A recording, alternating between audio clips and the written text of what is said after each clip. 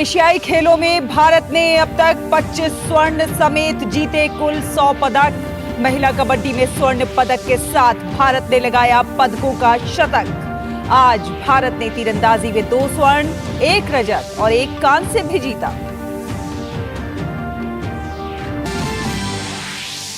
प्रधानमंत्री नरेंद्र मोदी ने एशियाई खेलों में भारत के 100 पदक जीतने को बताया ऐतिहासिक उपलब्धि। सभी खिलाड़ियों को दी बधाई। पीएम 10 अक्टूबर को विजेता खिलाड़ियों से करेंगे मुलाकात। जीएसटी काउंसिल की 52वीं बैठक आज नई दिल्ली में। वित्त मंत्री निर्मला सीतारमण बैठक की करेंगी अध्यक्षता। जीएसटी की दरों को लेकर लिए जाएंगे अहम फैसले।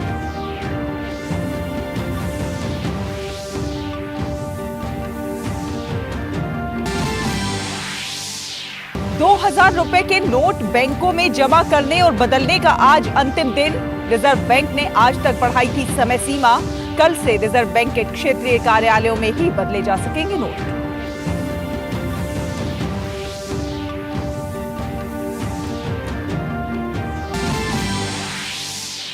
केंद्रीय गृह मंत्री अमित शाह उत्तराखंड में मध्य क्षेत्रीय परिषद की बैठक की करेंगे अध्यक्षता। संपर्क, बिजली, नदी जल के बंटवारे और सामान्य हितों के अन्य मामलों पर होगी चर्चा।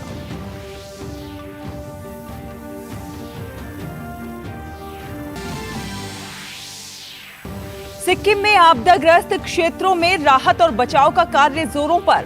केंद्र ने सहायता के लिए 45 करोड़ रुपए किए मंजूर। नुकसान के आकलन के लिए दल भी किया गठित।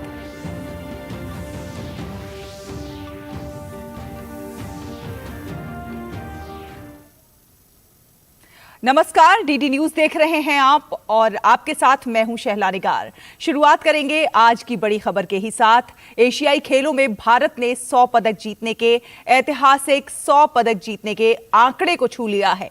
भारत को 100वां पदक महिला कबड्डी में मिला। भारत की महिला कबड्डी टीम ने चीनी ताइपे को हराकर स्वर्ण पदक जीत लिया है। चीनी ताइपे के साथ खेले गए फाइनल मैच को भारतीय महिला टीम ने 26-25 के अंतर से अपने नाम किया।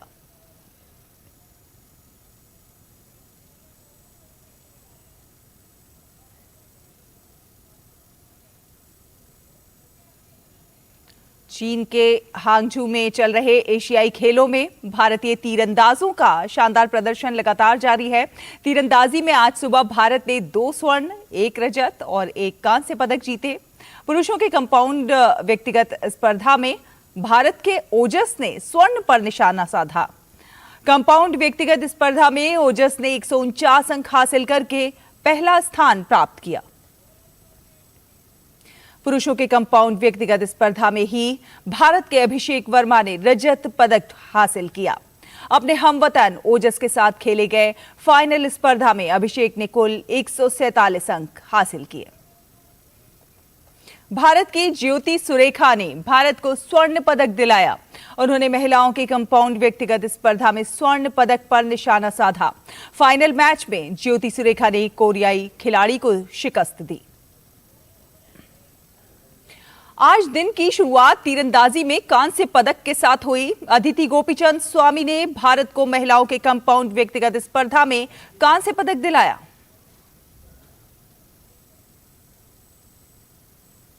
और पुरुषों के कंपाउंड व्यक्तिगत स्पर्धा में स्वर्ण पदक जीतने वाले ओजस ने अपनी खुशी जाहिर की है। उन्होंने कहा है कि देश के लिए ये गर्व का पल है।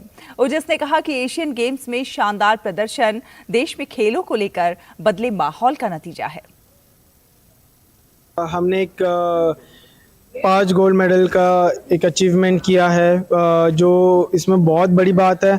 5 हमारे इवेंट्स होते हैं और उसमें भी हमने गोल्ड मेडल लिया है, तो बहुत अच्छा लग रहा है। इंडिया के लिए भी बहुत प्राउड फीलिंग है। Government have given us big platforms like Khelo India and all things. उसके वजह से हमारे पास एक एक्सपीरियंस आता है और नए यूथ मिल रहे हैं इंडिया को। पहले ऐसा था कि बोलते थे कि स्पोर्ट्स में कुछ है नहीं, बट अभी ऐसा हो रहा है कि स्पोर्ट्स में बहुत अपॉर्चुनिटीज़ मिल रहे हैं एंड गवर्नमेंट भी बहुत ज़्यादा सपोर्ट कर रहा है और हमें फॉरेन एक्सपोजर्स एंड ऑल वगैरह दे रहा है। तो उसके वजह से जो इंडिया का जो प्रोग्रेस है वो अभी पीक पे चल रहा है। एशियाई खेलों में भारत के लिए एक महत्वपूर्ण उपलब्धि। भारत के लोग इस बात से बेहद रोमांचित हैं कि हम 100 पदकों की उल्लेखनीय उपलब्धि तक पहुंच गए हैं। मैं अपने एथलीटों को हार्दिक बधाई देता हूं।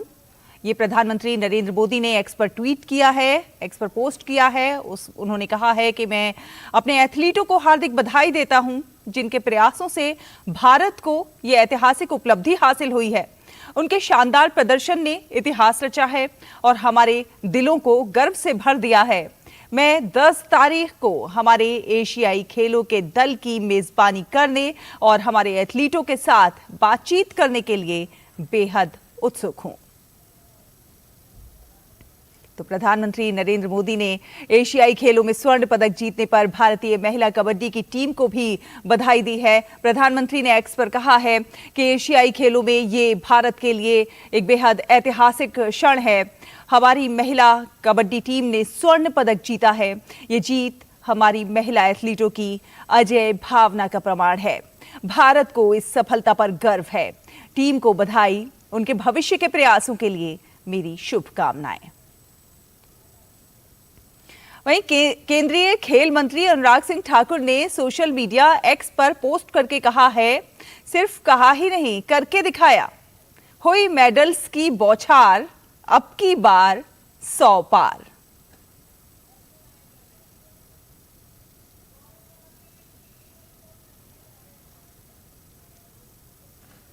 और चीन के हांगझू से हमारे संवाददाता गौरव कुमार हमारे साथ जुड़ गए हैं ज्यादा जानकारी के साथ। गौरव, सुबह से ही हम लोग बात कर रहे हैं किस तरह से पूरे देश जो है एक तरह से उल्लासित नजर आ रहा है, रोमांचित नजर आ रहा है। जिस तरह से मेडलों की बौछार हुई है और अब की बार 100 के पार का जो नारा था उसे पूरा करके दिखाया है हमारे खिलाड़ियों ने। बिल्कुल शैला, इसमें कोई दो राय नहीं है, क्योंकि जिस तरह का परफॉर्मेंस जो पहले दिन से ही भारतीय खिलाड़ी जो थे वो दिखा रहे थे, उसी पे आगे बढ़ते हुए टीम ने लगातार अपने आप के जो मनोबल है उसको बनाकर रखा और हर इवेंट में मेडल की जो बरसात हुई है वो देखने को मिली है। और आज भी हमने देखा कि किस तरह से महिला कबड्डी टीम ने शानदार प्रदर्शन करते हुए गोल्ड मेडल को अपने नाम किया। उसके बाद अब नजरें जो है वो कहीं ना कहीं पुरुष टीम पर है, जो कि आज ईरान के खिलाफ अपना मुकाबला खेलेगी। इसके अलावा अगर बैडमिंटन की बात कर लें तो बैडमिंटन में आज सात्विक साईराज और चिराग शेट्टी की जोड़ी जो है वो डबल्स में फाइनल का मुकाबला खेलने उतरेगी। क्रिकेट में वही अफगानिस्तान के खिलाफ भारतीय टीम स्वर्ण पदक के मुकाबले के लिए उतरेगी। तो ये बातें जो है वो दिखा रही हैं कि किस तरह से भारतीय एथलीट जो है वो लगातार अपने आप को नए सिरे से आगे बढ़ा रहे हैं। और एक पूरा जो कार्यक्रम जो तैयार किया जाता है मल्टी स्पोर्ट्स के लिए वो पूरा होता हुआ नजर आ रहा है, क्योंकि केवल कागजों पर ही नहीं बल्कि पूरी तरह से जमीनी स्तर पर इस पर काम हुआ है। जैसे हमने मसलन बात की थी कि किस तरह से खिलाड़ियों की जरूरतें हैं, किस तरह से बुनियादी ढांचे को मजबूत किया जाता है, किस तरह से उन्हें मजबूत बनाया जाता है ताकि जो खिलाड़ी हैं वो एक बेहतर जो नतीजे है वो दे सके। तो मसलन अगर आर्चरी की अगर हम बात करें तो आर्चरी में हमने 5 स्वर्ण पदक हासिल किए हैं। और आर्चरी को अगर उठा करके देखें, उसके पूरे इतिहास को उठा करके देखें तो साल 2004 में केवल हमारे पास 5 आर्चर्स थे, यानी 5 आर्चर्स थे और वो धीरे धीरे आज 2023 में 5000 जो है वो तीरंदाज आज देश के पास हैं। तो ये जो एक जो प्रगति हुई है वो ये दिखाती है कि लगातार खेलों में जो इन्वेस्टमेंट हुई है, लगातार जो खेलों को बढ़ावा देने के लिए एक तो लंबी प्रक्रिया जो है वो जो चली है उसके बेहतर नतीजे जो है वो देखने को मिल रहे हैं। इसके अलावा जिस तरह से स्पोर्ट्स साइंस की बात की जाती है, आज खिलाड़ियों को स्पोर्ट्स साइंस के तौर पर भी मजबूत बनाया जा रहा है। उन्हें प्रेशर किस तरह से हैंडल करना है, हर मैच के लिए किस तरह की रणनीति तैयार करनी है, हर कंडीशन के हिसाब से किस तरह से अपने आप को ढालना है, इस पर बखूबी तरीके से काम हो रहा है। तो जब आपको इस सब तरीके की जो सुविधाएं हैं वो उपलब्ध होने लग जाती हैं तो फिर जो नतीजे होते हैं वो मेडल्स के रूप में सामने आते हैं। और हमने देखा कि किस तरह से गोल्ड मेडल्स की भी एक तरफ बौछार हो रही है और दूसरी तरफ मेडल टैली में हमारा आंकड़ा जो है वो 100 के पार कर गया है। बिल्कुल, एक तरह से कह सकते हैं गौरव की कहावतें बदल रही हैं, सोच बदल रही है, खेलों के प्रति जो नजरिया था वो बदल रहा है और उसी का नतीजा है कि मेडल्स की बौछार हो रही है। आज खेलोगे, कूदोगे, पढ़ोगे, खराब नहीं कहा जाता, बल्कि खेलोगे, कूदोगे तो बनोगे लाजवाब कहा जाता है। तो ये जो सोच बदली है, ये नजरिया बदला है, उसके पीछे कहीं ना कहीं प्रशासन का भी बहुत बड़ा हाथ है, सरकार का भी बहुत बड़ा हाथ है। जिस तरह से हम देखते हैं कि प्रधानमंत्री खुद खिलाड़ियों से मुलाकात करते हैं, खिलाड़ियों की हौसला अफजाई करते हैं, वो बहुत बड़ा एक तरह से टॉनिक का काम करता है खिलाड़ियों के लिए। बिल्कुल शैला, ये बिल्कुल, क्योंकि ये जो टॉनिक मिल रही है, ये टॉनिक आपको ग्रास रूट लेवल पे मिलने का काम हो रहा है। जिस तरह से हमने देखा कि 2018 में खेलो इंडिया को लाया गया सामने, खेलो इंडिया टीम को लाया गया सामने, और इन खेलों में हमने देखा कि खेलो इंडिया के जो एथलीट्स हैं वो लगातार मेडल्स की जो है वो बरसात कर रहे हैं। तो वो इस वजह से हो पा रही है क्योंकि ग्रासरूट लेवल पे आपको एक बेहतर कोच मिल रहा है, आपको बेहतर कंडीशंस में खेलने का मौका मिल रहा है, आपको वो माहौल दिया जा रहा है, आपको वो फिटनेस लेवल दिया जा रहा है, आपको एक तरह का एक्सपोजर जो बहुत जरूरी होता है किसी भी खिलाड़ी के आगे बढ़ने के लिए, उन्हें टूर्नामेंट्स मिल रहे हैं खेलने के लिए। जब कहना चाहिए जब राज्य स्तर की जब प्रतियोगिताएं जब आयोजित होती हैं खेलो इंडिया में, हर राज्य का जो खिलाड़ी होता है वो अपने आप को पार्टिसिपेट करता है, यहाँ पे कंपटीशन का लेवल जो होता है वो बहुत हाई हो जाता है। इसी तरह से हम देखते हैं कि किस तरह से हरियाणा के जो एथलीट हैं वो लगातार कमाल दिखा रहे हैं।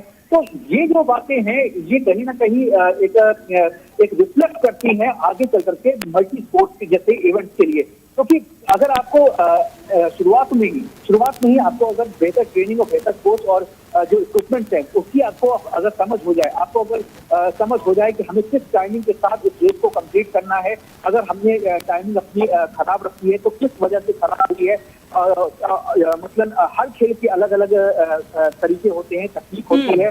तो अगर रेसिंग के ट्रैक पर आए तो किस ट्रैक पर आपको किस तरह से किस तकनीक का इस्तेमाल करके आपको खुद को टाइमिंग आपको अपनी बेहतर करनी है। वैसे अगर टेबल टेनिस में देखें तो हर टेबल खेलने का हर टेबल का खेलने का अपना अलग अलग तरीका होता है। कुछ टेबल स्लो होती हैं, कुछ टेबल फास्ट होती हैं। तो इन सब चीजों पे जब चर्चा होने लग जाती है, इन सब चीजों को जब खिलाड़ियों से जाना जाता है कि किस तरह की जो ओलंपिक है उसमें किस तरह की टेबल होगी, वहां पे आप कैसे अपने आप के खेल को आप अपने पास कर पाएंगे, तो ये जब चीजें आपको ग्रासरूट लेवल से ही आपके सामने आने लग जाती हैं तो इसका नतीजा ये होता है कि जब आप कॉमनवेल्थ में उतरते हैं, जब आप एशियन गेम्स में उतरते हैं, जब आप वर्ल्ड चैंपियनशिप में उतरते हैं, तो आप जो है वो मेडल की कोई तस्वीर के रूप में सामने होते हैं। गौरव, जिस तरह से हम देख रहे हैं, देखिए ये जो खेल हैं, कुश्ती है, कबड्डी है या फिर तीरंदाजी है, ये हमारी विरासत से जुड़े हुए खेल हैं। ये खेल बचपन में हर कोई घर घर में खेलता आता है और ऐसे खेलों को जब अंतर्राष्ट्रीय पटल पर एक अलग पहचान मिलती है, ऐसे खेलों में जब आप मेडल लेकर आते हैं, तमगे लेकर आते हैं, देश का नाम रोशन करते हैं, तो ऐसे खेलों में जब हमारे खिलाड़ी खास करते हैं तब कैसा महसूस होता है? देखिए, एक खिलाड़ी के लिए मेडल जीतने से बड़ी कोई और खुशी दूसरी हो नहीं सकती है। और जिस तरह से आपने जिन खेलों की बात की, उन खेलों में हम परंपरागत रूप से काफी मजबूत होते आए हैं, लेकिन इसमें भी इवेंट वाइज अगर अपने आप को देखें तो जिस तरह से हमने देखा कि कुश्ती में हम महिला और पुरुष वर्ग में बेहतर तरीके से अपने आप को फ्री स्टाइल जो कुश्ती होती है उसमें हमने बहुत बेहतर तरीके से रखा है। लेकिन जो ग्रीको रोमन है उसमें हम पहले की अपेक्षा कमजोर थे, लेकिन इस बार हमने ग्रीको रोमन में भी मेडल जीता।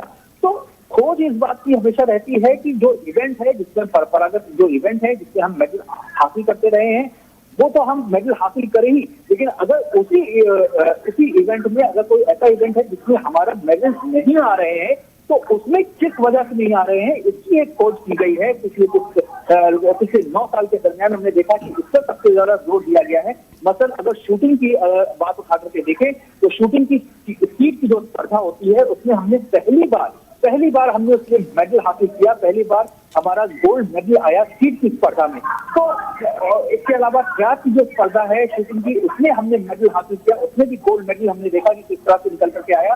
तो शूटिंग में हमारे निशानेबाज जो है वो बेहतर करते आए थे, लेकिन स्पीड और ट्रैक का जो इवेंट था उसमें मेडल की जो तस्वीर थी वो नहीं बन रही थी। तो इससे जो है वो काफी विस्तार से चर्चा हुई, इससे काफी खिलाड़ियों से बात की गई, जो निशानेबाज है उनसे बात की गई, उनसे इस बात को समझा गया कि आखिरकार अगर इस इवेंट में मेडल क्यों नहीं आ पा रहे हैं, क्या वजह है, किस वजह से हम बाकी देशों से इस खेल में अगर हम मेडल नहीं ला पा रहे हैं तो क्या एक बड़ी वजह है। तो जब इस तरह की चर्चा होती है और जब खिलाड़ी जो है वो अपनी तरफ से बताते हैं कि यहाँ पर कमी रह गई है, उस कमी को पिछले 9 साल के दरमियान पूरी तरह से दूर किया गया। और यही वजह रही कि हमने इस बार निशानेबाजी में भी इतिहास रचा है। हमने देखा कि कैनोइंग में भी हम बेहतर शानदार प्रदर्शन कर रहे हैं, सेलिंग में हमने शानदार प्रदर्शन किया, रोइंग में हमने शानदार प्रदर्शन किया, इस स्टेडियम के खेल में हमने अपने आप को नए तरीके के सामने रखा। इसके अलावा वुशु में हमने देखा कि किस तरह से रोशिबिना देवी ने शानदार प्रदर्शन करके के मेडल को जीता।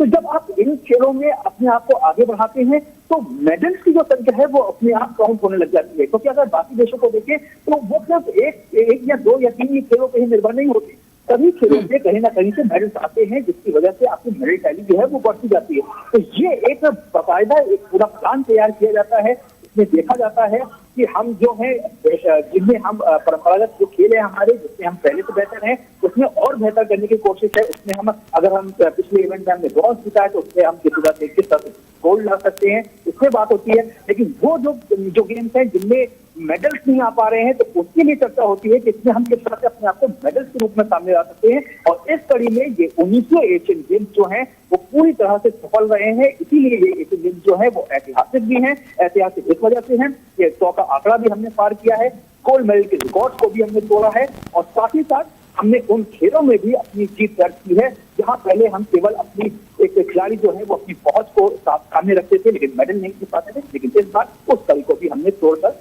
आगे बढ़े हैं। बिल्कुल गौरव, एक लक्ष्य एक ध्येय को लेकर आगे बढ़े हमारे खिलाड़ी, 100 के पार की बात की और देखिए उसे साबित करके भी दिखा दिया। इस संस्करण में भारतीय दल की बात की जाए तो बेहद शानदार प्रदर्शन किया है। अगर हम बात करें एथलेटिक्स की तो एथलेटिक्स में भी भारतीय एथलीटों का प्रदर्शन जो है वो बहुत शानदार रहा है। क्या वजह आप मानते हैं इसके पीछे? देखिए, सबसे बड़ी वजह जिस तरह से हम चर्चा करते आ रहे हैं कि जब आपको ग्रास रूट लेवल से, जब आपको गवर्नमेंट का सपोर्ट मिलता है, जब आपको इक्विपमेंट अच्छे मिलते हैं, जब आपको तैयारी के लिए एक माहौल अच्छा मिलता है, इंटरनेशनल एक्सपोजर मिलता है, तो ये सब काउंट करता है आपके मेडल के लिए। इस सब के अलावा अगर बात कर लें कि जिस तरह से भारतीय खिलाड़ियों ने अपनी तैयारी को अंजाम दिया, जिस तरह से एथलेटिक्स फेडरेशन ऑफ इंडिया ने एक पूरा कार्यक्रम चलाया कि किस तरह से हम ग्रास रूट लेवल पे टैलेंट हंट करेंगे, किस तरह से हम देखेंगे कि पूरे देश में कौन से खिलाड़ी जो हैं वो बेहतर तरीके ग्रास रूट लेवल पे बेहतर कर रहे हैं, उनको किस तरह से उनको क्रीमी लेयर में लाना है, उनको किस तरह से वहां से मांझते हुए सामने लगातार लेकर के आना है, उनको उनकी जो जरूरतें हैं, उनको जो भी है, जिस तरह की भी उनके सामने जो भी चुनौतियां हैं उसको किस तरह से दूर करना है, तो वो हमने देखा किस तरह से अनु रानी जो है उन्होंने जैवलिन के थ्रो में गोल्ड मेडल हासिल किया। मेरठ की रहने वाली अनु रानी है, उनकी कहानी भी बहुत संघर्ष से भरी रही है, क्योंकि उन्हें अपने परिवार से भी संघर्ष करना पड़ा खेलों में आने के लिए और उनको समाज से भी संघर्ष करना पड़ा, लेकिन बावजूद उसके उन्होंने कभी अपनी हिम्मत नहीं हारी। और फिर जब हमने उनसे बात की तो उन्होंने कहा कि ये जो गोल्ड मेडल है ये जवाब है उन लोगों को जो कि कहीं ना कहीं जो कहना चाहिए कि जो संकीर्ण मानसिकता है उससे ग्रसित है। तो ये अनु रानी का जो जैवलिन का जो थ्रो है, जो गोल्ड मेडल है, वो केवल एक पदक के रूप में नहीं देखा जाना चाहिए, बल्कि इस रूप में देखा जाना चाहिए कि ये उन बेड़ियों को तोड़ रहा है जहाँ पे सामाजिक बेड़ियों को तोड़ते हुए आगे बढ़ रहा है। तो वाकई सिर्फ अनु रानी नहीं बल्कि राम बाबू को उठा के देखे, ऐसे कई एथलीट्स हैं, ऐसे कई एथलीट्स की कहानी है जिन्होंने संघर्ष किया, जिनके अंदर जज्बा है, जिनके अंदर आगे बढ़ने का जोश है। उन्हें जरूरत सिर्फ एक प्लेटफॉर्म की है, उन्हें जरूरत सिर्फ एक ऐसे सहायता की है जो उनके खेल को मान सके, उनको बेहतर बना सके और उनको लगातार प्रैक्टिस में बना कर रखे। तो ये जब चीजें जब एक साथ आती हैं तो जाहिर तौर पर एक बड़ी तस्वीर जो है वो मेडल के रूप में सामने आती है, और वो मेडल 100 के पार आज हमने होते हुए देखा है। बिल्कुल 100 के पार, और इस उपलब्धि से पूरा देश एक तरह से कह सकते हैं गौरवान्वित है और रोमांचित भी है। एशियाई खेलों में भारत के लिए ये बेहद महत्वपूर्ण उपलब्धि है, ऐतिहासिक आज का दिन। बहुत बहुत धन्यवाद हमारे साथ जुड़ने के लिए गौरव। और आपको बता दें कि भारत ने कल पुरुषों के हॉकी में स्वर्ण पदक जीता। पदक विजेता टीम के खिलाड़ी जर्मनप्रीत सिंह से हमारे संवाददाता गौरव कुमार ने बातचीत की। भारतीय हॉकी टीम ने जापान को हराकर एशियन गेम्स में गोल्ड मेडल जीता है और पेरिस ओलंपिक के लिए क्वालिफाई कर लिया है। और इस वक्त हमारे साथ हैं जर्मनप्रीत सिंह। जर्मन, लगातार भारतीय हॉकी टीम का शानदार प्रदर्शन जो है पिछले कुछ समय से जारी है, इसकी एक बड़ी वजह क्या है? सर यही है कि हार्डवर्क ही है इसका सबसे बड़ा रीज़न, तो क्योंकि हम ज़्यादा से ज़्यादा कैंप में रहते हैं और काफ़ी हार्डवर्क करते हैं, सो यही इसका असली रीज़न है। अच्छा, आप मानते हैं जिस तरह से कोच क्रेग फुलटन ने आप लोग की रणनीति बदली है, खासतौर से प्लेइंग पोजीशंस को जिस तरह से बदला है, वो भी एक अहम रोल इसमें प्ले कर रहा है? बिल्कुल बिल्कुल सर, अभी हमारे पास नए नए आइडियाज़ हैं, नए नए हमारे पास तरीके हैं और कोच काफ़ी कुछ नया हमारी टीम में लेके आ रहे हैं। और जो कि बहुत इफेक्टिव है। और उसका सबसे बड़ा जो आपने इफेक्ट देखा होगा अभी इसी टूर्नामेंट में, लास्ट दो टूर्नामेंट देख लिया होगा आपने, है ना। जिस तरह से हमने देखा था कि एशियन चैंपियंस ट्रॉफी में आप लोगों को फिर भी एक मुकाबले में हार मिली थी, लेकिन यहाँ पर जिस तरह से पूरा एक सफर रहा है, उज़्बेकिस्तान को 16-0, सिंगापुर को 16-1, उसके बाद लगातार पाकिस्तान के खिलाफ एक बड़ी जीत, तो ये जो गेम दर गेम जो एक चेंज आता जा रहा है, जो एक कहना चाहिए जो और भी मजबूती के साथ भारतीय टीम सामने आ रही है, इसको क्या मानते हैं, कहाँ से क्या चीज़, एक रणनीति किस तरह की हो रही है, किस तरह की प्लानिंग एक चल रही है, क्या कुछ है एक?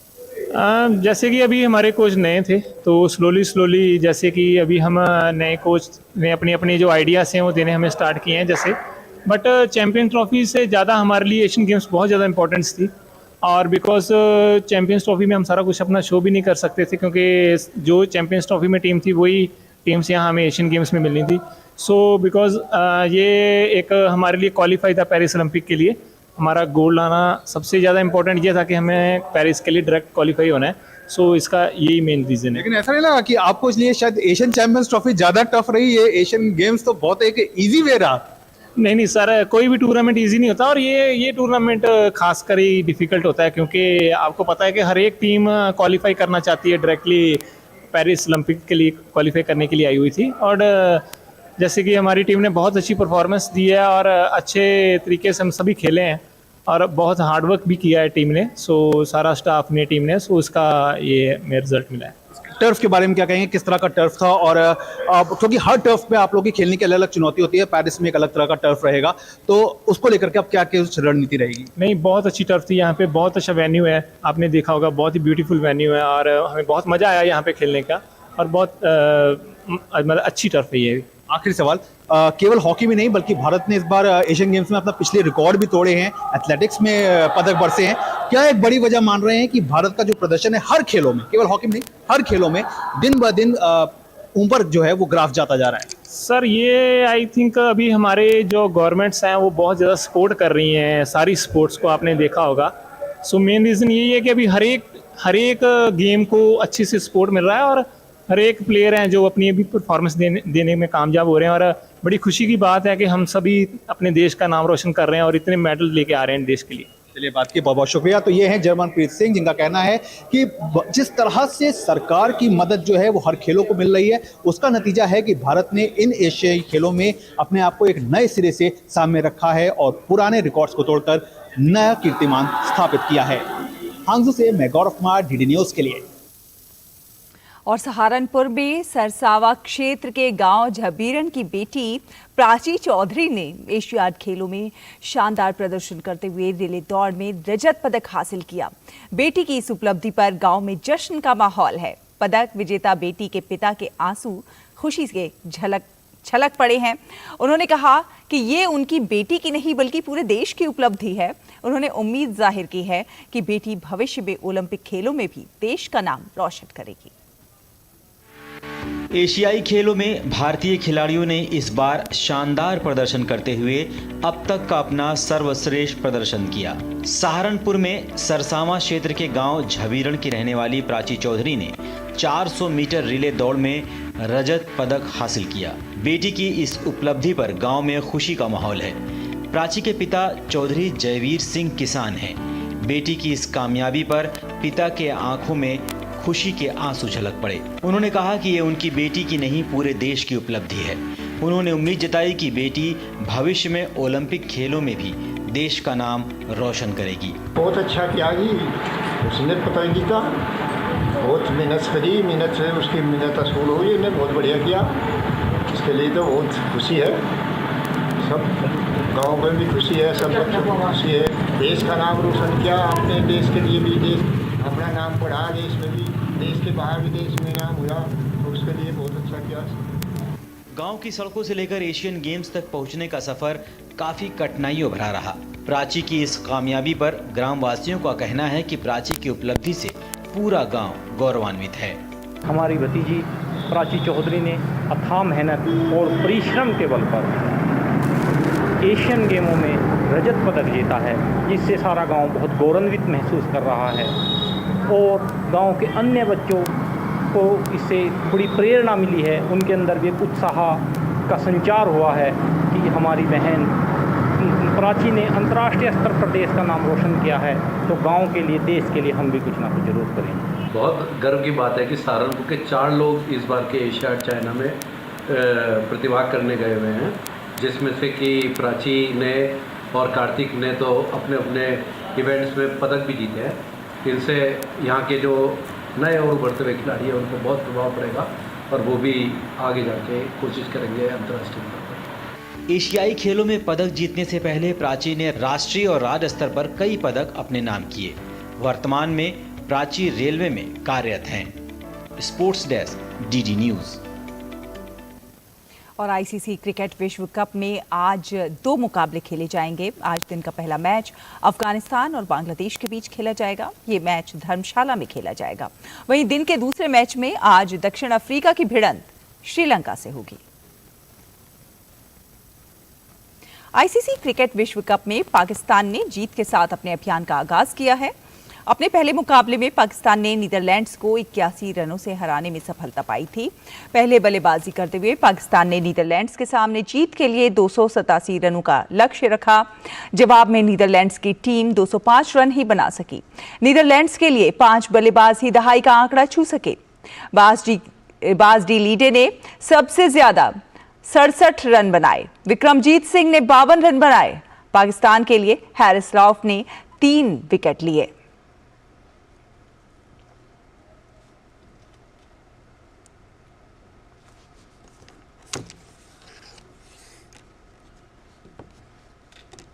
और इसी के साथ वक्त एक छोटे से ब्रेक का है। ब्रेक के उस पार खबरों का ये सफर जारी रहेगा। आप देखते रहिए DD news. Think IIT, think Vidya Mandir, think IIT, think Vidya Mandir, think IIT, think Vidya मंदिर। ब्रेक के बाद स्वागत है आपका। आप देख रहे हैं डीडी न्यूज़। आपको बता दें कि जीएसटी काउंसिल की आज 52वीं बैठक नई दिल्ली में आयोजित होगी। केंद्रीय वित्त मंत्री निर्मला सीतारमण इस बैठक की अध्यक्षता करेंगी। बैठक में जीएसटी की दरों को लेकर कई अहम फैसले लिए जाएंगे। विशेषज्ञों के अनुसार इसमें मोटे अनाज से बने उत्पादों पर जीएसटी दरों में कटौती का निर्णय लिया जा सकता है। इसके साथ ही इलेक्ट्रिक व्हीकल पर लगने वाले 18% जीएसटी को घटाकर 5% किया जा सकता है। इससे पहले 2 अगस्त को जीएसटी की बैठक आयोजित हुई थी, जिसमें कैसीनो, हॉर्स रेसिंग और ऑनलाइन गेमिंग आदि को लेकर जीएसटी दरों को लेकर फैसला लिया गया था। 2000 रुपए के नोट बदलने और खाते में जमा कराने का आज आखिरी दिन है। 2000 रुपए के नोट आज के बाद बैंकों में ना तो बदले जाएंगे और ना ही जमा हो सकेंगे। इससे पहले आरबीआई ने बैंकों में 2000 रुपए का नोट के जमा करने की आखिरी तिथि 30 सितंबर तक तय की थी, लेकिन आरबीआई नोट को बदलने और खाते में जमा करने की तिथि को 7 अक्टूबर तक कर दिया था। रिजर्व बैंक ने 2000 रुपए के नोटों को बदलने या फिर उन्हें जमा करने की समय सीमा नजदीक आने पर कहा है कि करीब 3.5% यानी 12,000 करोड़ रुपए मूल्य के नोट अभी भी प्रचलन में हैं। कल मुंबई में संवाददाताओं से बातचीत करते हुए रिजर्व बैंक के गवर्नर शक्तिकांत दास ने कहा कि करीब 3.43 लाख करोड़ रुपए के नोट प्रचलन से वापस आ गए हैं। इनमें से 87% बैंक में जमा किए गए हैं और नोटों को वापस किया गया है। 2000 रुपए के नोटों को 19 मई 2023 को प्रचलन से वापस लेने का फैसला किया गया था। केंद्रीय गृह मंत्री अमित शाह आज उत्तराखंड के दौरे पर रहेंगे। अमित शाह नरेंद्र नगर में मध्य क्षेत्रीय परिषद की अध्यक्षता करेंगे। परिषद की 24वीं बैठक में राष्ट्रीय महत्व के कई मुद्दों पर चर्चा होगी। बैठक में संपर्क, बिजली, नदी जल के बंटवारे और ग्रामीण क्षेत्र में बैंकिंग व्यवस्था की मजबूती, इंटरनेट कनेक्टिविटी सहित सामान्य हितों के अन्य मसलों पर भी चर्चा होगी। मध्य क्षेत्रीय परिषद में मध्य प्रदेश, छत्तीसगढ़, उत्तर प्रदेश और उत्तराखंड शामिल हैं। इसके अलावा गृहमंत्री अमित शाह 49वीं अखिल भारतीय पुलिस विज्ञान कांग्रेस की भी बैठक में शामिल होंगे। इसमें कुल 9 सत्र आयोजित होंगे। केंद्रीय गृह मंत्री अमित शाह भाजपा मुख्यालय में चुनावी तैयारियों और रणनीतियों पर चर्चा करेंगे, जिसमें पदाधिकारियों के साथ चर्चा होगी। प्रधानमंत्री नरेंद्र मोदी ने देश में हरित क्रांति के जनक प्रोफेसर MS स्वामीनाथन को श्रद्धांजलि अर्पित करते हुए अखबारों में एक लेख लिखा है। प्रोफेसर स्वामीनाथन का बीती 28 सितंबर को चेन्नई में निधन हो गया था। अपने लेख में पीएम ने लिखा है कि देश ने एक ऐसे दूरदर्शी व्यक्ति को खोया है जिन्होंने भारत के कृषि क्षेत्र में क्रांतिकारी परिवर्तन किए। उनका योगदान स्वर्णिम अक्षरों में लिखा जाएगा। 1943 के बंगाल के अकाल से द्रवित होकर कृषि क्षेत्र का कायाकल्प करने की ठान ली। बहुत छोटी उम्र में वो डॉक्टर नॉर्मन बोरलॉग के संपर्क में आए और उनके काम को गहराई से समझा। अमेरिका ने उन्हें एक फैकल्टी के तौर पर जुड़ने का आग्रह किया, लेकिन उन्होंने इसे अस्वीकार कर दिया क्योंकि वो भारत में रहकर देश के लिए काम करना चाहते थे। 1960 के दशक की शुरुआत में भारत अकाल से जूझ रहा था।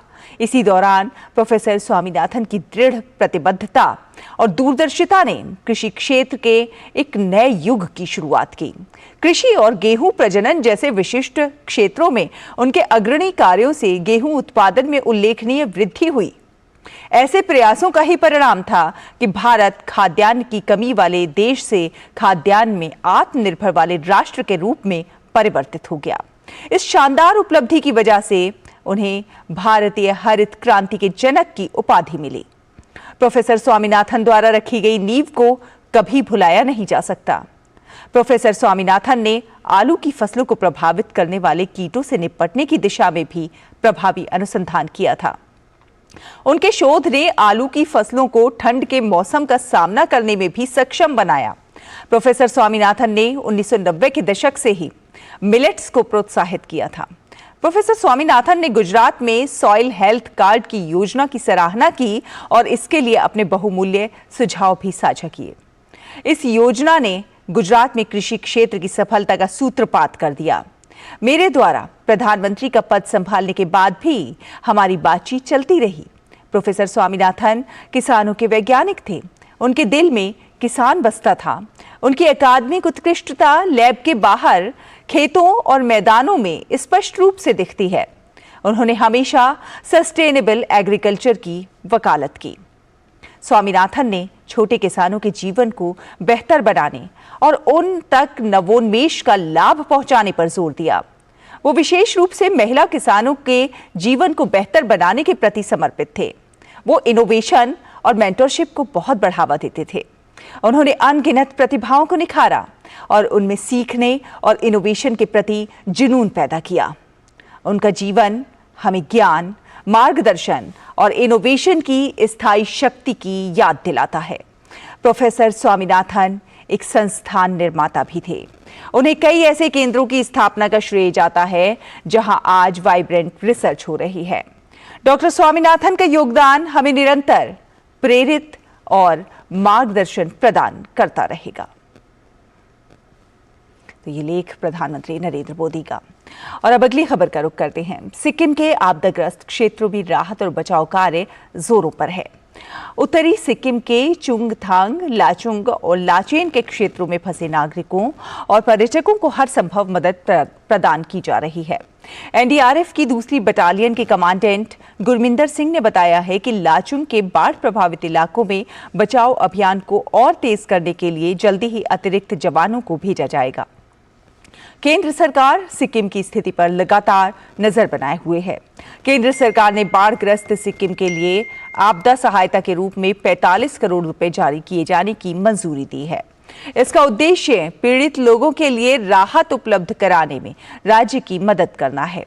केंद्रीय गृह मंत्रालय ने नुकसान के आकलन के लिए एक अंतर मंत्रालय केंद्रीय दल भी गठित किया है। गृह मंत्रालय ने बताया कि ये टीम जल्दी ही सिक्किम के बाढ़ग्रस्त क्षेत्रों का दौरा करेगी और इसके आकलन के आधार पर राज्य को अतिरिक्त केंद्रीय सहायता मंजूर की जाएगी। केंद्र सरकार स्थिति से प्रभावी ढंग से निपटने के लिए सिक्किम सरकार को राष्ट्रीय आपदा मोचन बल की पर्याप्त टीमें, भारतीय वायुसेना के हेलीकॉप्टर और आवश्यक बचाव उपकरण भी उपलब्ध करा रहा है। मुंबई से अहमदाबाद के बीच बुलेट ट्रेन चलाने के लिए भारतीय रेल दिन रात मशक्कत कर रही है और इसके लिए जहां सुरंग बनाए जा रहे हैं वहीं ट्रैक बिछाने का काम भी युद्ध स्तर पर किया जा रहा है ताकि नियत समय सीमा के भीतर ट्रायल रन कर लिया जाए। इसी कड़ी में गुजरात के नवसारी में डीडी न्यूज की टीम ने वहां पहुंचकर ट्रैक बिछाने का कार्य का जायजा लिया और बुलेट ट्रेन प्रोजेक्ट के principal executive director Hiralal Sutar से खास बातचीत की।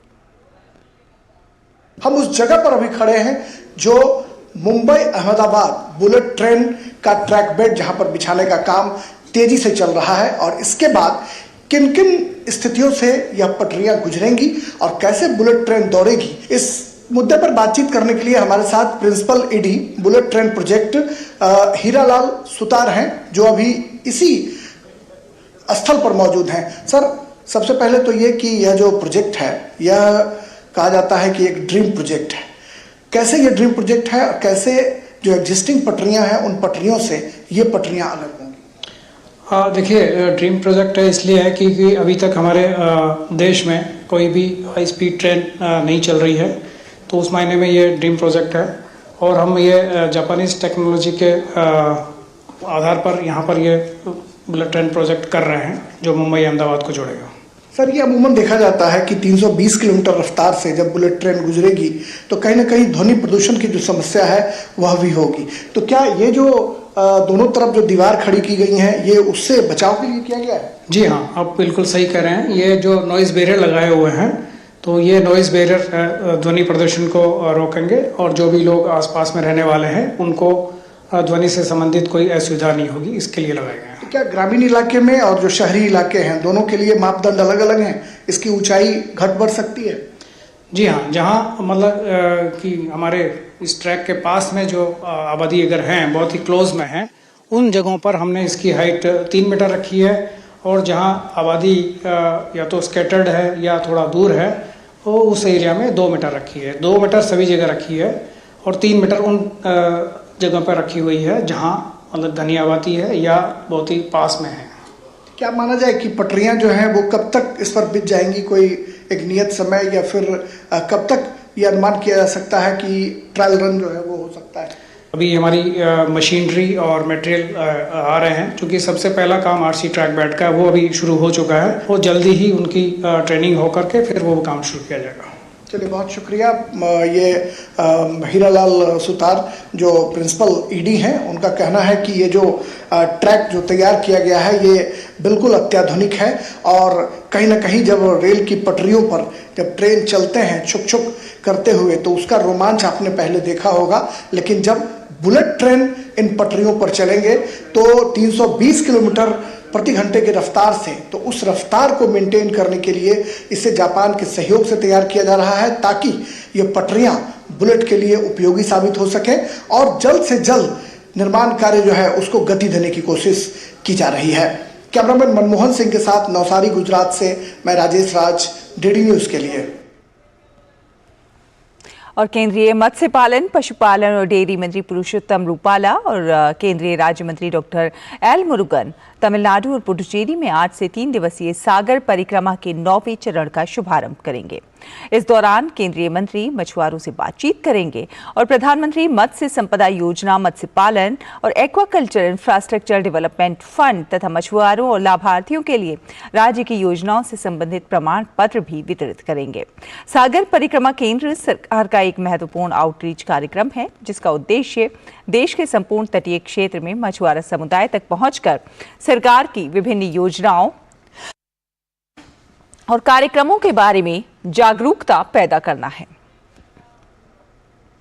तंजानिया के राष्ट्रपति सामिया सुलुहु हसन कल से 2 दिनों तक भारत की यात्रा पर रहेंगी। यात्रा के दौरान वो राष्ट्रपति द्रौपदी मुर्मू से मुलाकात करेंगी। राष्ट्रपति भवन में उनका औपचारिक स्वागत होगा। इसके साथ ही तंजानिया के राष्ट्रपति प्रधानमंत्री नरेंद्र मोदी के साथ द्विपक्षीय वार्ता भी करेंगी। वो इस महीने की 10 तारीख को नई दिल्ली में एक व्यापार और निवेश बैठक में भी भाग लेंगी। ये यात्रा भारत और तंजानिया के बीच ऐतिहासिक और मैत्रीपूर्ण संबंधों को और मजबूत करेगी। भारत और तंजानिया के ऐतिहासिक और मैत्रीपूर्ण संबंधों को इससे मजबूती मिलेगी। दिल्ली पुलिस की एफआईआर में न्यूज पोर्टल न्यूज क्लिक को लेकर कई चौंकाने वाले खुलासे हुए हैं। इसमें आरोप लगाया गया है कि भारत की संप्रभुता में हस्तक्षेप करने और बड़ी आपराधिक साजिश के तहत देश में असंतोष पैदा करने के इरादे से चीन से बड़ी मात्रा में पैसा निवेश किया गया। एफआईआर में कहा गया है कि चीन की कम्युनिस्ट पार्टी के सक्रिय सदस्य नेबिल रॉय सिंघम ने फर्जी तरीके से विदेशी फंड का निवेश किया था। एफआईआर में यह भी कहा गया है कि शाओमी और वीवो जैसी चीनी दूरसंचार कंपनियों ने साजिश को आगे बढ़ाने के लिए भारत में अवैध रूप से विदेशी फंडिंग लाने के लिए पीएमएलए, मनी लॉन्ड्रिंग रोकथाम अधिनियम, फेमा, विदेशी मुद्रा प्रबंधन अधिनियम का उल्लंघन करते हुए भारत में हजारों शेल कंपनियों को शामिल किया। एफआईआर में कहा गया है कि 2018 में बने PPK news click studio private limited में शेयरधारक गौतम नवलखा भारत विरोधी और गैर कानूनी गतिविधियों में शामिल रहा। इनमें प्रतिबंधित नक्सली संगठनों को सक्रिय रूप से समर्थन देना और पाकिस्तानी खुफिया एजेंसी आईएसआई के एजेंट गुलाम नबी के साथ संपर्क रखना भी शामिल है।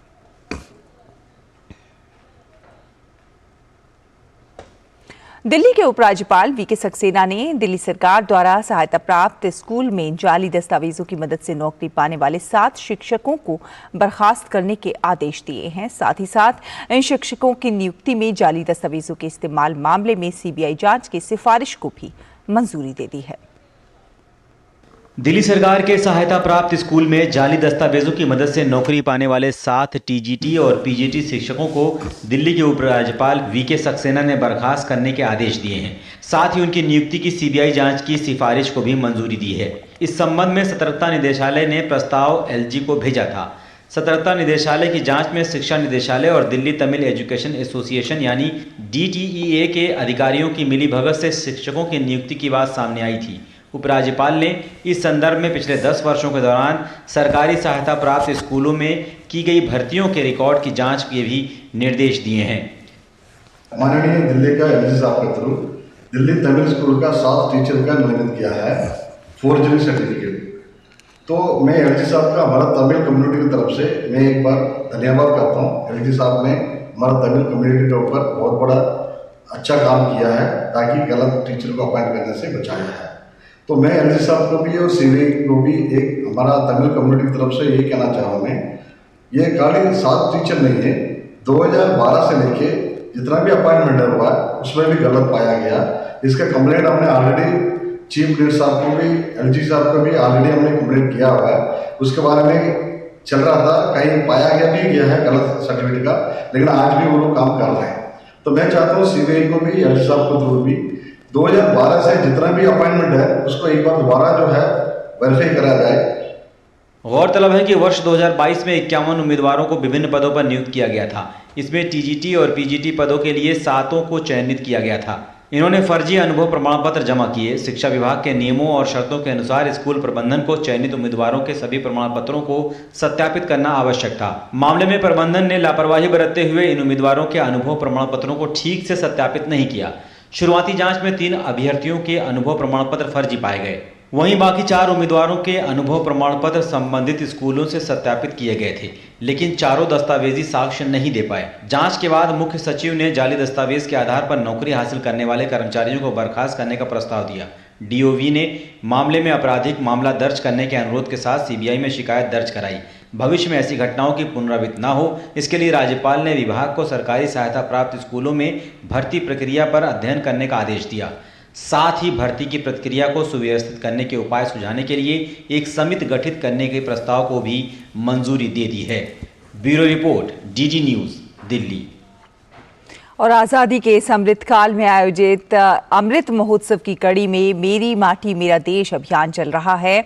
इस बेहतरीन पहल के अंतर्गत महाराष्ट्र राज्य के परभणी और पुणे शहर में अमृत कलश यात्रा निकाली गई और लोगों ने बड़े ही उत्साह के साथ इस कार्यक्रम में हिस्सा लिया।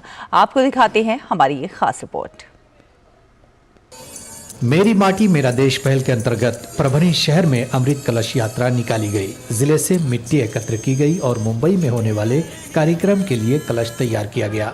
मेरी माटी मेरा देश पहल के दूसरे चरण में जिले के हर घर और गांव से मिट्टी और चावल एकत्र किए गए। 8 नगर परिषदों और 9 पंचायत समितियों के कलश की राजा गोपालाचारी उद्यान तक कलश रथ यात्रा निकाली गई। इस कार्यक्रम के तहत परभणी जिले के हर गांव, हर कस्बे, हर वार्ड से, हर नगर पालिका, महानगर पालिका से मिट्टी का संकलन किया गया है। यहाँ पे सब कलश लाए गए हैं। हमने यहाँ पे एक रैली निकाली, कलेक्टर ऑफिस से राजगोपालचारी उद्यान तक रैली निकाली। इसमें हमारे जिले के जिला पंचायत हो, महानगर पालिका हो, नगर पालिका हो, पंचायत समिति हो, सबके नागरिक, सबके कर्मचारी, लोक प्रतिनिधि बहुत संख्या से इसमें शामिल हुए हैं। माटी संकलित करके हमने ये जिला अधिकारी कार्यालय में लाई है और यहाँ पे सारे तालुका, गांव, शहर जो भी परभणी से रिलेटेड है, मतलब परभणी जिले के नियर बाय जो भी गांव है, उसके बाद तालुका है, वो सभी जगह की माटी यहाँ पे लाई गई है और यह माटी एक संकलित कलश में की गई है और यह कलश मुंबई को जाने वाला है और उधर से वह कलश दिल्ली को जाने वाला है। पुणे में भी पुणे नगर निगम की ओर से आज़ादी के अमृत महोत्सव के तहत मेरी माटी मेरा देश अभियान बड़े उत्साह के साथ संपन्न हुआ। इस अवसर पर नगर निगम के आयुक्त विक्रम कुमार, नगर पालिका के अधिकारी और कर्मचारी उपस्थित थे। पुणे शहर में 370 स्थानों से मिट्टी एकत्र की गई और 32,000 लोगों ने पंच प्राण की शपथ ली और विभिन्न सामाजिक संगठनों और सरकारी कार्यालयों के कर्मचारियों ने इस गतिविधि में भाग लिया। इस अवसर पर आयुक्त विक्रम कुमार ने एकत्रित मिट्टी का कलश राज्य सरकार के कर्मचारियों को सौंपा। Bureau report, DD news. आज़ादी के 75 वर्ष पूरे होने के उपलक्ष्य में आयोजित अमृत महोत्सव की कड़ी में मेरी माटी मेरा देश अभियान चल रहा है। अभियान के तहत कार्यक्रमों की एक श्रृंखला तैयार की गई है जिसमें स्थानीय लोग बढ़ चढ़कर हिस्सा ले रहे हैं। आपको दिखाते हैं रांची से ये खास रिपोर्ट। मेरी माटी मेरा देश अभियान के पहले चरण की सफलता के बाद दूसरे चरण के तहत अक्टूबर महीने में सभी प्रखंड मुख्यालय में कार्यक्रम आयोजित किया जा रहा है।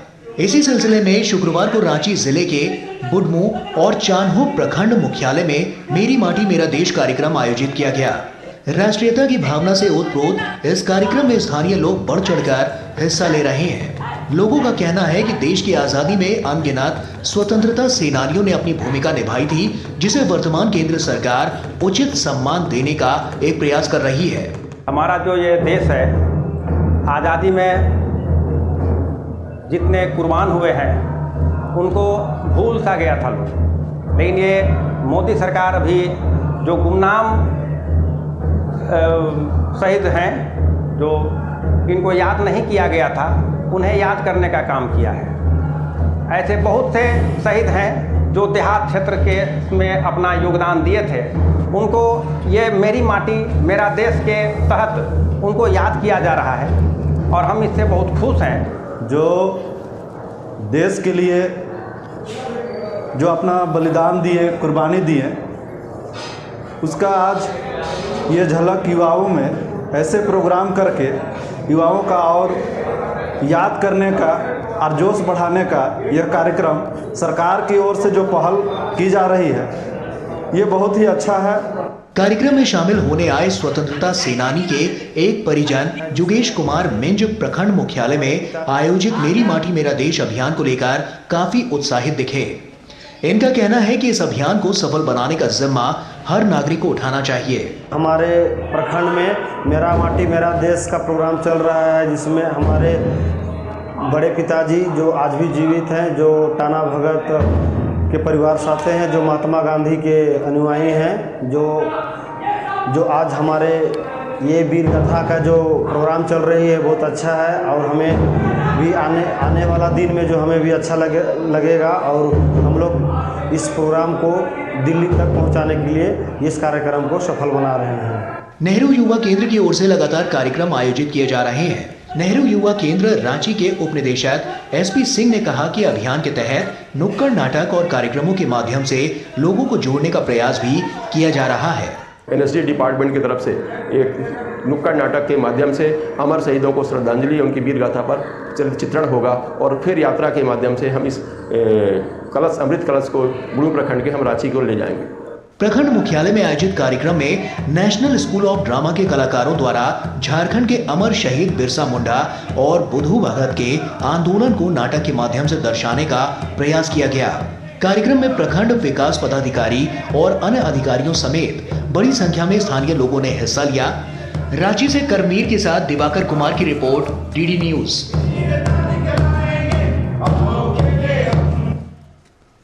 सूचना एवं प्रसारण मंत्रालय ने केबल टेलीविजन नेटवर्क अधिनियम 1995 में कई बड़े संशोधन किए हैं। इस संबंध में एक अधिसूचना मंत्रालय द्वारा जारी हुई है। इन संशोधनों के बाद अब केबल टेलीविजन नेटवर्क विनियमन अधिनियम 1995 को आपराधिक धाराओं से मुक्त कर दिया गया है।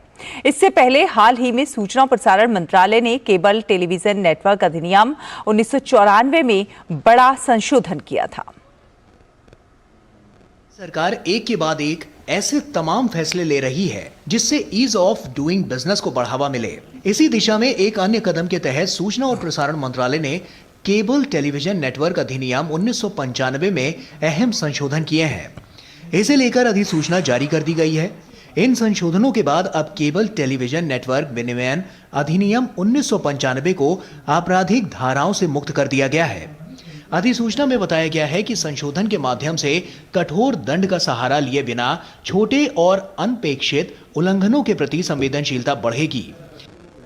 सेंट्रल गवर्नमेंट ने जो अभी फैसला लिया है ये स्वागतार्ह है और ये हमारी पहले से ही डिमांड थी कि कोई भी बिजनेसमैन जब इंडिया में रह के बिजनेस कर रहा है तो ये क्रिमिनलाइजेशन जो एक्ट है CRPC के अंडर में है, वो कोई देशद्रोह का काम तो कर नहीं रहा है, देश में रह के अपना एक बिजनेस कर रहा है।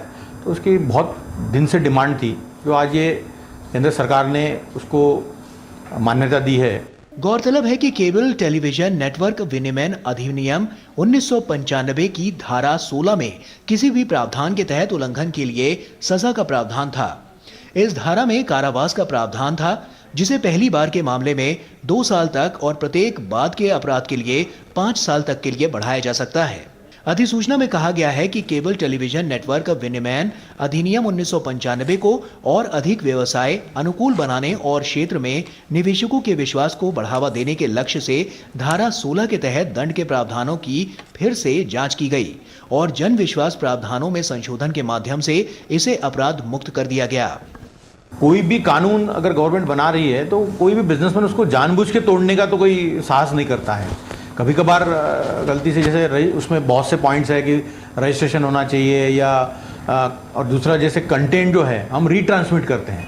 अब वो कंटेंट जो है रीट्रांसमिशन में अगर कहीं गलती से कोई किसी जो ब्रॉडकास्टर है उनकी तरफ से आता है तो उसका खामियाजा भी हमको भुगतना पड़ता था। तो ये सारी चीज़ें हमने गवर्नमेंट के ध्यान में लाई थी। सूचना प्रसारण मंत्रालय ने हाल ही में केबल टेलीविजन नेटवर्क अधिनियम 1994 में संशोधन किया था। केबल उद्योग में प्लेटफॉर्म सेवाएं और स्थानीय केबल ऑपरेटर जैसे सामान्य शब्दों की परिभाषा को पहली बार नियमों में परिभाषित किया गया ताकि उनके उपयोग में एकरूपता लाई जा सके। वर्तमान में सूचना और प्रसारण मंत्रालय के साथ 1400 से अधिक मल्टी सिस्टम ऑपरेटर पंजीकृत हैं। केबल टेलीविजन नेटवर्क विनियमन अधिनियम 1995 के प्रावधानों के उल्लंघन को अपराध की श्रेणी से हटाने और उनकी जगह सिविल पेनल्टी लाने से हितधारकों का विश्वास बढ़ेगा और ईज ऑफ डूइंग बिजनेस को बढ़ावा मिलेगा। एक के बाद एक कई ऐसे कदम उठाए जा रहे हैं जिससे सूचना प्रसारण मनोरंजन उद्योग से जुड़े लोगों के लिए आसानी हो और ये उद्योग और तेजी से विकास कर सके। शैलेंद्र मिश्र के साथ ब्यूरो रिपोर्ट, डीडी न्यूज। और केंद्र सरकार की महत्वाकांक्षी आयुष्मान भारत योजना लोगों के लिए काफी वरदान साबित हो रही है। प्रदेश का हमीरपुर जिला आयुष्मान भारत कार्ड बनाने में पूरे प्रदेश में सबसे आगे है। आपको दिखाते हैं हमीरपुर से खास रिपोर्ट।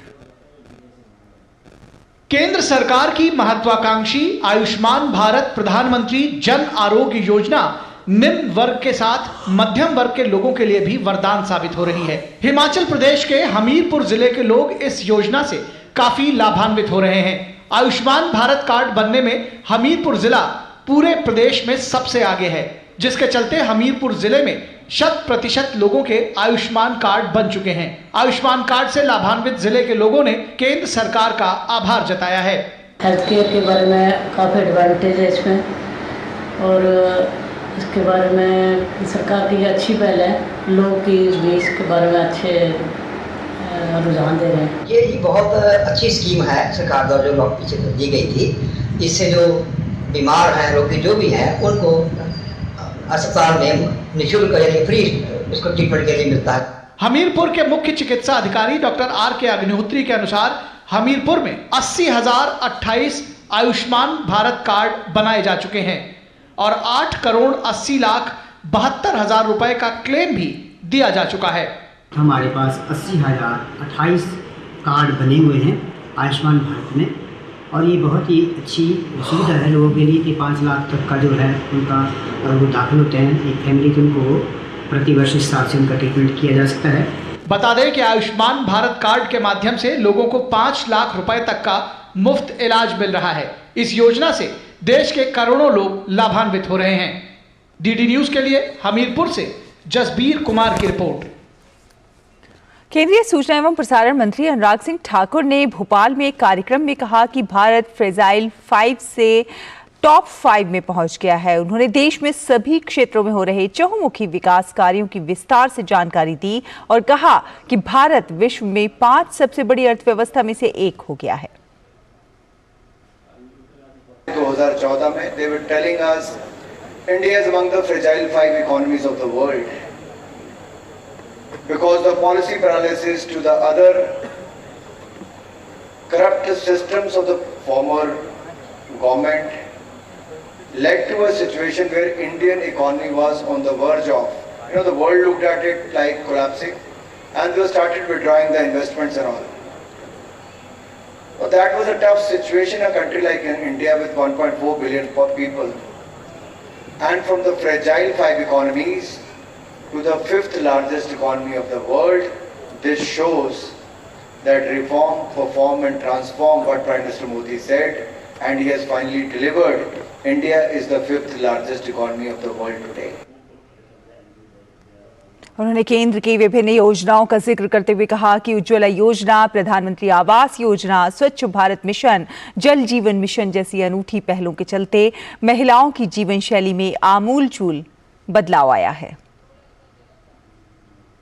प्रधानमंत्री उज्ज्वला योजना, अब देश में गरीबों को लकड़ी लेने नहीं जाना पड़ता, उनको रसोई गैस का सिलेंडर मिला है 9.5 करोड़।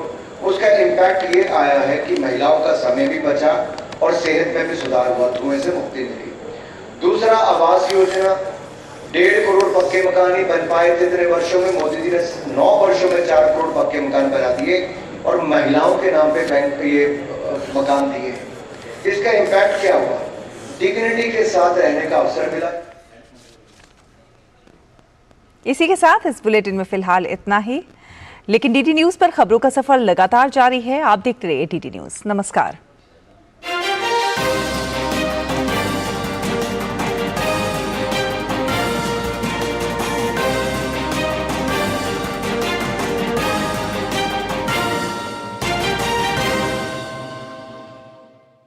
दिन भर की सुर्खियों से अलग खबरों की दुनिया और भी है। खबरें जो आपको दे नया नजरिया, खबरें जिसमें दिखे समाज की परछाई, ऐसी खबरें जो कहती हैं न्यू इंडिया की कहानी, खबरें जो है अनछुई, कुछ खट्टी कुछ मीठी, हम लाते हैं आपके लिए ढूंढकर। खबर हटकर सोमवार से शुक्रवार सिर्फ डीडी न्यूज पर।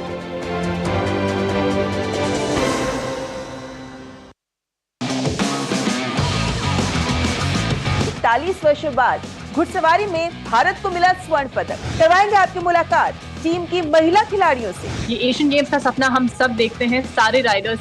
जब मेरा सिलेक्शन हुआ था तभी भी बोला था that this is a dream that I share with all riders across the country. This is just the beginning and I truly hope that we get the right support that we need and we can continue to bring laurels to our country because I truly believe this is just the beginning. जब उन्होंने कहा था India wins the gold एंड जब हमारा झंडा ऊपर जा रहा था एंड हमारा नेशनल एंथम बज रहा था, वो happiness and joy, I don't think life में that the first win is always your biggest achievement. खबरदार अंग्रेजों के पुछल्लो, अपनी औकात मत भूलो और जाकर कह दो अपने मालिक से हम वो सब वापस लेंगे जो तुमने हमसे लूटा है। Who is this man? मेरा नाम अल्लूरी सीताराम राजू। ये तो मन्ना मिरुडू है, हमारे यहाँ मन्ना मिरुडू है। अपना हक दिन दहाड़े ले जाएंगे, मांगेंगे नहीं, छीन लेंगे। स्वराज में देखिए अल्लूरी सीताराम राजू की महान गाथा। देखिए स्वराज प्रत्येक रविवार प्रातः 9 बजे, पुनः प्रसारण रात 9 बजे, सिर्फ डीडी नेशनल पर। देश का पहला चैनल, देश का अपना चैनल।